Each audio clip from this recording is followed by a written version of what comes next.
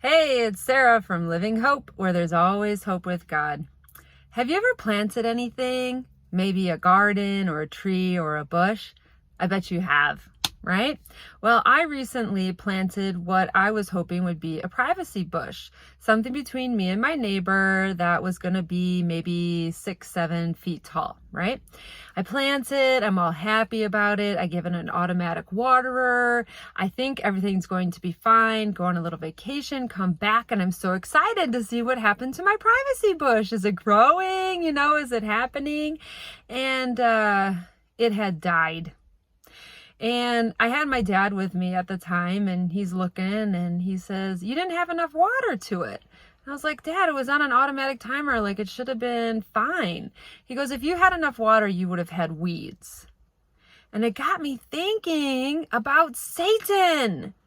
When you're a Christian, you have Christ in your life. You have water, right? The water of life in your life.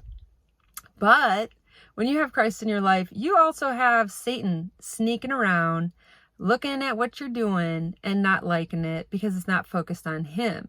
And he's like the weed in your garden.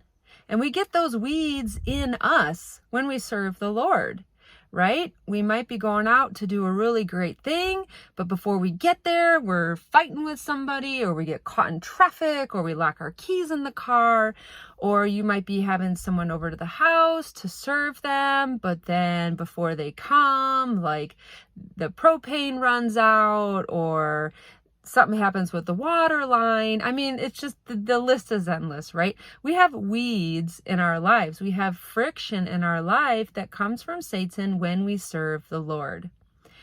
But the reason that we have that is because we serve the Lord and we have a relationship with him and we believe in him. So it sounds weird to say, but we should almost be thankful that we have weeds in our life or our garden, because it's evidence that you are a Christian.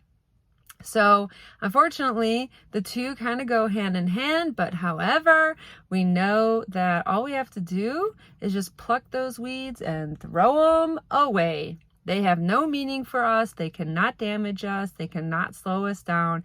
We just recognize where it's coming from. We call it out, we pluck it, and we throw it away. See you later, weed. So I hope that this devotional is encouraging to you to not be discouraged by the frustrations that Satan grows as weeds in your life. It's normal. It's not awesome, but it is just the way it is. And, we can throw some weed killer on that with our prayer. All right. Take care. God bless, and see you next time.